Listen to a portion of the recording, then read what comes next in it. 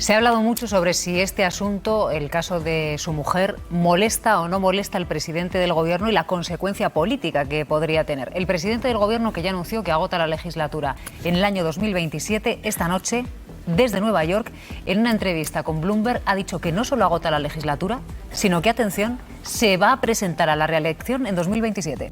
Yeah, I will do it for sure. This is something that I have already spoken with my family and with my party, and if they allow me, I'm confident that we can repeat a majority. Ana López, muy buenos días.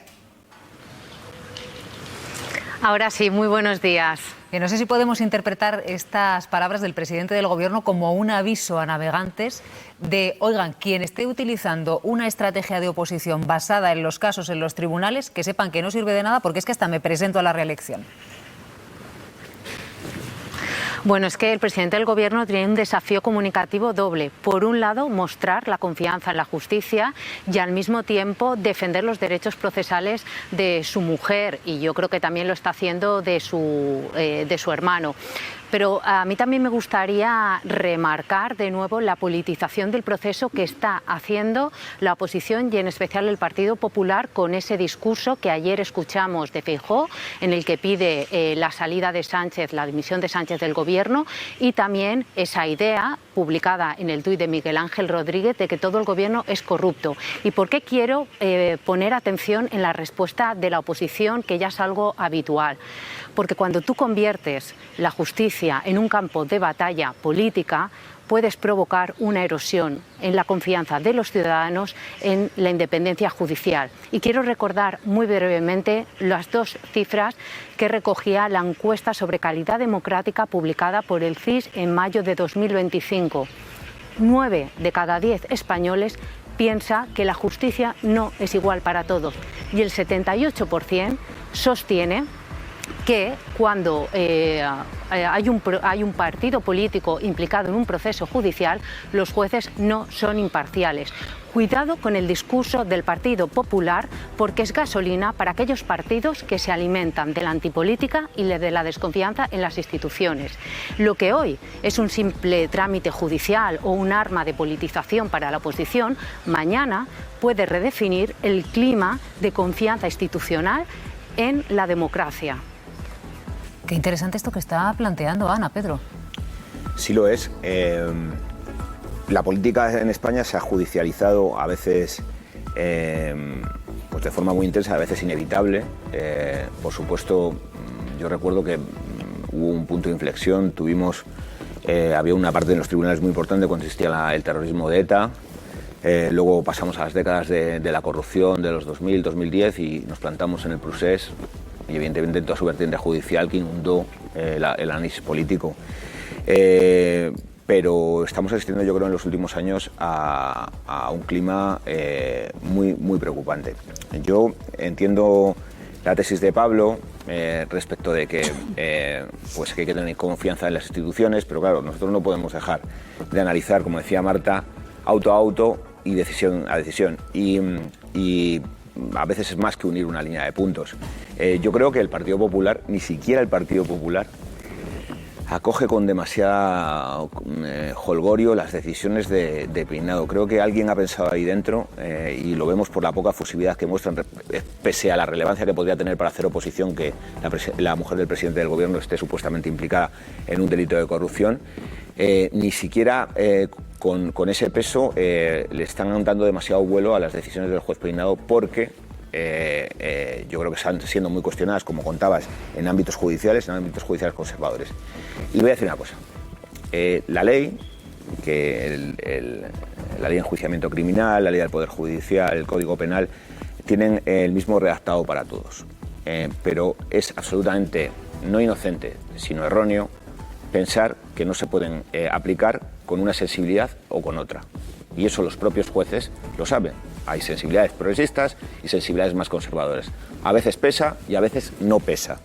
Y aquí lo que está ocurriendo es que está pesando mucho y siempre para el mismo lado en demasiados casos, y sobre todo en casos muy trascendentes con relevancia política. Y siempre están cayendo las decisiones hacia el mismo lado. Contagiado el mundo judicial, porque también son personas de un ambiente en ámbitos conservadores, pues de mucha excitación y de mucho recelo sobre el gobierno, pues que creen que ha influido en ha corregido decisiones como las que se tomaron respecto al procés con los indultos o la ley de amnistía. Hay noticia de última hora porque ya saben que desde Nueva York el presidente del gobierno ha anunciado que en 2027 se presenta a la reelección. Acaba de hablar el Partido Popular. En absoluto. Me sorprende que haya alguien a quien le haya sorprendido. Tiene muchos casos en su familia de los que tienen que defenderse y necesita seguir defendiéndose de ellos desde la presidencia del gobierno. Paloma.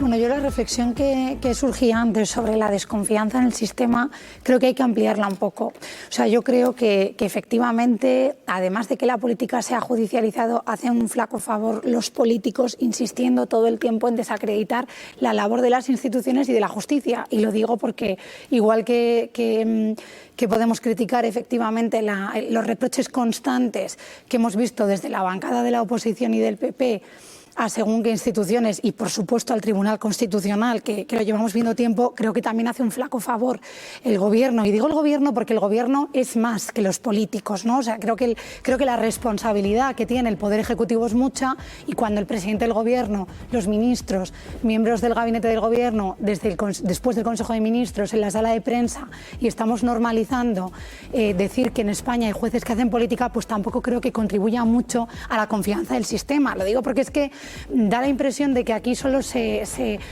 habla en el sentido de, fijaos las alas que estamos dando a según qué discursos. Bueno, yo sí creo que es un problema. Me preocupa muchísimo que la ciudadanía normal, que ve la televisión, que tienen realmente asuntos en la justicia, que acuden todos los días, pues por un problema, empiece a cundir la sensación de que la justicia no funciona en España. Yo es que no creo que sea así.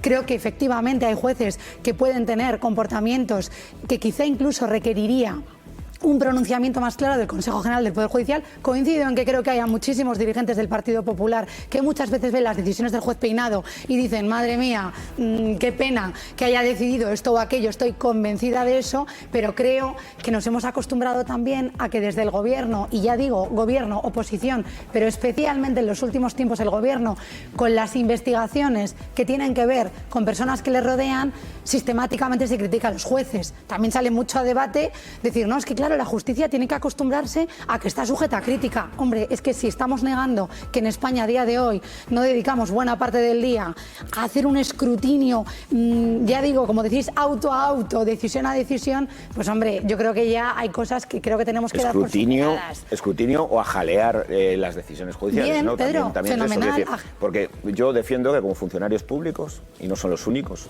hay otros que tienen verdaderas responsabilidades que afectan al resto de los ciudadanos en su tarea de funcionario público, es decir, a la que han accedido ganando una oposición, un concurso y no siendo elegidos en las urnas, merecen escrutinio y tienen que producirse. Y entonces, ¿dónde está? Aparcamos esa fiscalización que tienen que hacer los medios de comunicación, porque la culpa entonces es nuestra, o son las decisiones que no se toman de forma proporcionada y atendiendo al deseo de impartir justicia, sino a otras voluntades.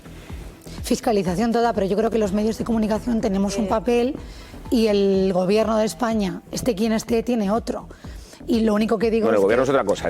Yo creía que estamos hablando de nosotros, no, por ejemplo. Claro, pero yo pregunta, porque a mí me parece importante. Nos mostraron auto a auto y nosotros auto a auto vamos a mirar coma a coma para que ustedes sepan todo lo que está pasando. Porque claro, estamos hablando del juez Peinado, el juez del caso Cerdán no lo hemos momentado nunca. Es decir, hay críticas a algunos jueces, pero no hay críticas a otras que estén capitalizando todo el debate político. Entonces, claro, dirán ustedes, ¿habrá novedades en la actualidad política? Hombre, claro que los hay. Fíjense, estaba el expresidente del gobierno, José Luis Rodríguez Zapatero, a puntito ya de participar en un desayuno informativo en Madrid, y claro, se le ha preguntado, pues ¿por qué? Pues por el tema del día, el juez Peinado y la decisión que ha provocado tantísima curiosidad en numerosos ámbitos, desde el judicial hasta el político en nuestro país. María, ¿y qué ha dicho Zapatero? Pues ha sido muy elocuente el expresidente Rodríguez Zapatero, que, como dices, participa ahora mismo en un foro con miembros del Partido Comunista Chino aquí en el centro de Madrid, en un desayuno informativo. Antes de que entrase en ese desayuno le hemos preguntado por el último movimiento del juez Peinado. En un primer momento nos ha dicho un sin comentarios, para luego pararse y decir: ese juez fue el que fue a Moncloa para preguntarle al presidente si era su mujer, Begoña Gómez. Y ojo con el gesto final. Fue un juez que fue a Moncloa a preguntar cómo se llamaba el presidente del gobierno y con quién estaba casado. ¿Cómo lo veis, Marta? Bueno, pues que tratamos todos de ser elegantes, pero cuando las cosas son como son y blanco y en botella, pues es muy difícil tratar de ser diplomático, porque hablabais, y yo estoy de acuerdo en que debería cada uno estar en su lugar y la separación de poderes debería funcionar y sí, la teoría nos la sabemos todos y las instituciones tendríamos que respetarlas todos y en eso estamos de acuerdo. Lo que pasa es que estamos viviendo el clima que estamos viviendo.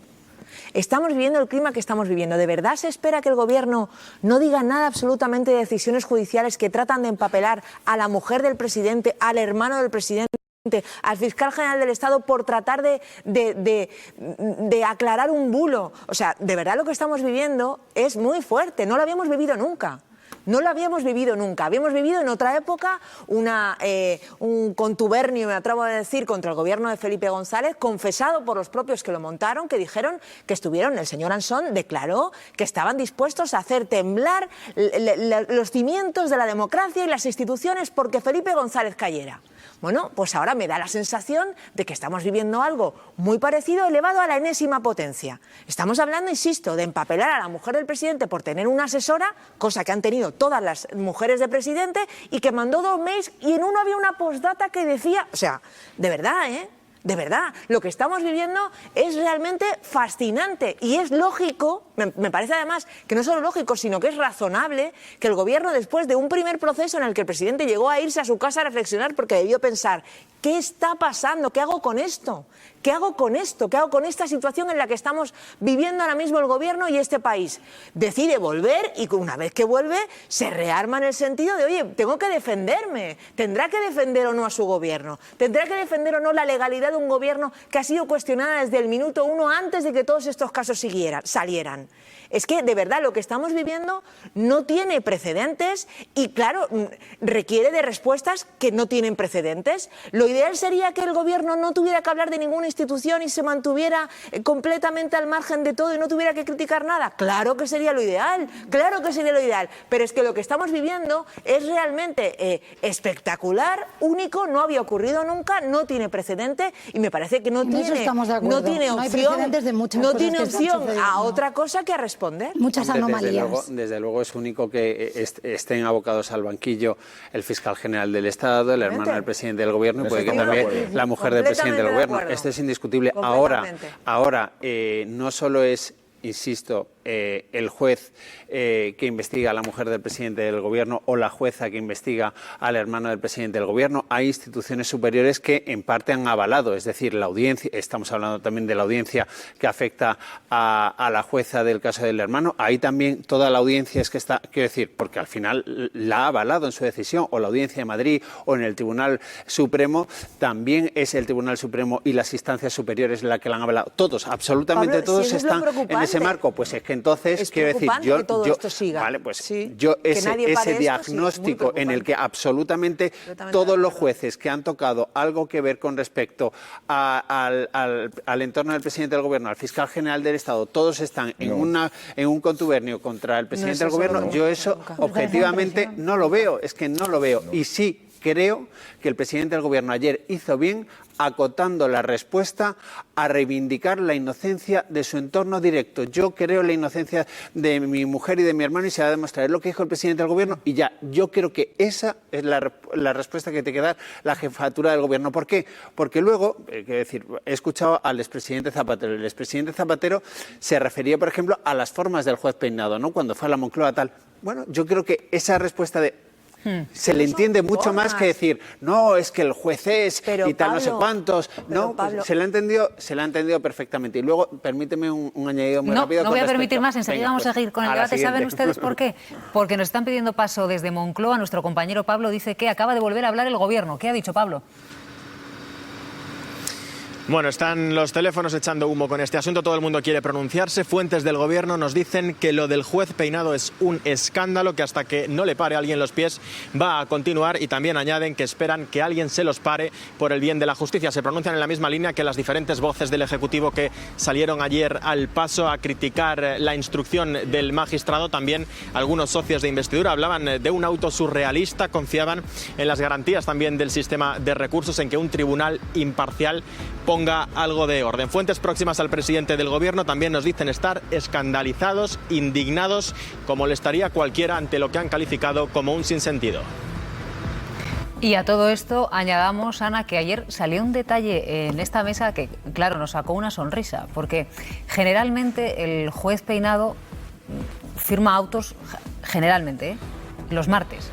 Y generalmente esos autos se suelen conocer minutos antes de la sesión de control del miércoles. Y claro, siempre animan un poquitito el debate político. Bueno, es que aquí tenemos a un actor político más en esta contienda electoral permanente que intenta marcar la agenda, y por lo tanto ayer era un buen día para intentar capitalizar y hegemonizar la agenda. Pero también es muy importante lo que está intentando el juez Peinado con el caso de Begoña Gómez y si la sienta delante de un tribunal popular, y es convertir el juicio en un termómetro para la opinión pública. Si os dais cuenta, si sienta a Begoña Gómez delante de un tribunal, lo que decida el tribunal puede ser utilizado como arma política para el Partido Popular para decir hay una mayoría social que la condena o no la condena.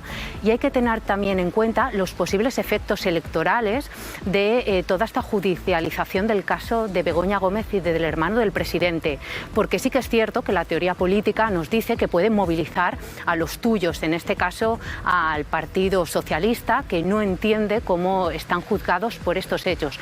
Pero ojo, que la última encuesta de 40DB nos decía que un 30% del electorado aproximadamente se iba a quedar en casa y no iba a votar. Y este tipo de ruido político, ¿no? Porque ya no estamos hablando de un juicio al uso, sino que se está hiperbolizando, puede provocar que aumente la desconfianza en la política y aumente la gente que se quede en casa y que no vaya a votar. Y esto lo hemos visto en otras democracias europeas, por ejemplo, como en Francia, donde el nivel de abstención ha crecido mucho por asuntos relacionados con corrupción, malversación de sus dirigentes políticos. Pedro.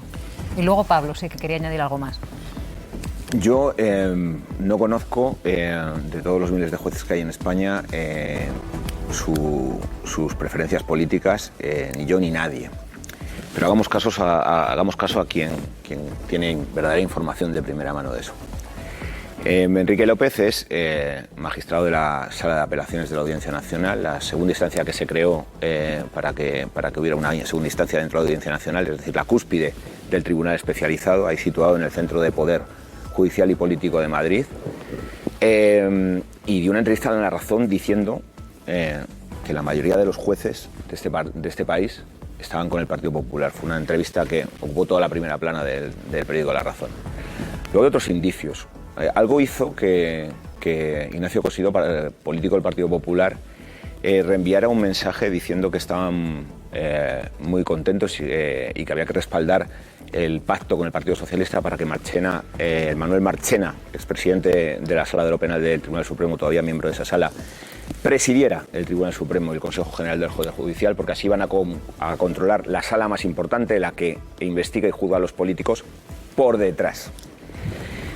Son indicios de que probablemente haya una sensibilidad mayoritaria entre los jueces españoles. Y yo creo que en la mayoría de los casos no les afecta. Yo creo que esa sensibilidad que deben tener y pueden tener todos los ciudadanos, a la mayoría no les afecta.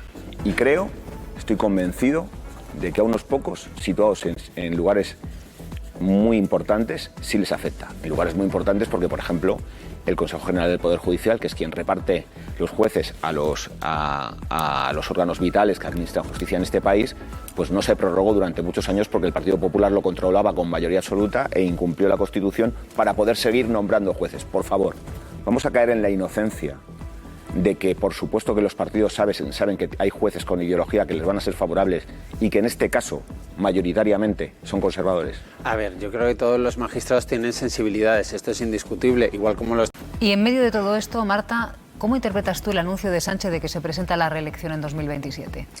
Bueno, hay que tener en cuenta cómo fueron las entrevistas ayer en Nueva York. O sea, Pedro Sánchez, al que se le ha acusado de haber quedado aislado internacionalmente, acordaos de aquellas fotos donde se señalaba que estaba un poquito alejado en la foto, que igual es que no habíamos visto cómo hablaba con determinados líderes, ayer fue tratado por la prensa estadounidense como una rockstar. O sea, vuelve a tener un liderazgo indiscutible a nivel internacional, fue entrevistado incluso en prime time por la ABC y obviamente le preguntaban por su futuro, por qué iba a hacer, por los casos de corrupción también se le preguntó. O sea, quiero decir, bueno, pues fruto de esas entrevistas son estas respuestas y estos titulares que efectivamente, como dice Pablo, van muy por delante, pero tenían que ver con el flujo de las preguntas y de la situación de las entrevistas que se vivieron ayer en Nueva York. Ayer no paraban de saltar urgentes, además a nosotros nos... Claro, entre Trump, urgente, el otro y el de la moto hubo ayer pasando? de todo allí, ¿no? Pero esta parte también fue así y fruto de eso estos titulares.